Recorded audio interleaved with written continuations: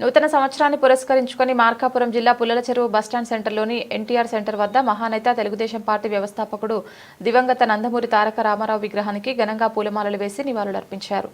సందర్భంగా మాజీ టీడీపీ మండల కన్వీనర్ పయ్యావుల ప్రసాద్ మాట్లాడుతూ ఎన్టీఆర్ గారు తెలుగు జాతి ఆత్మగౌరవానికి ప్రతీకగా నిలిచారని అన్నారు. పేదలు బడుగు బలహీన వర్గాల సంక్షేమం కోసం ఆయన చేపట్టిన కార్యక్రమాలు చిరస్మరణీయమని పేర్కొన్నారు. ఎన్టీఆర్ ఆశయాలను కొనసాగిస్తూ ప్రజాసేవ ధ్యేయంగా తెలుగుదేశం పార్టీ ముందుకు సాగుతుందని తెలిపారు. నూతన సంవత్సరంలో ప్రజల సమస్యల పరిష్కారానికి పార్టీ శ్రేణులు మరింత కృషి చేయాలని ఆయన పిలుపునిచ్చారు. అనంతరం ప్రజలందరికీ, ప్రజాప్రతినిధులకు, నాయకులకు మరియు ప్రభుత్వ అధికారులందరికీ హృదయపూర్వక నూతన సంవత్సర శుభాకాంక్షలు తెలియజేశారు. కొత్త సంవత్సరం ప్రజల జీవితాల్లో ఆనందం, ఆరోగ్యం, శాంతి, సమృద్ధి తీసుకురావాలని ఆకాంక్షించారు.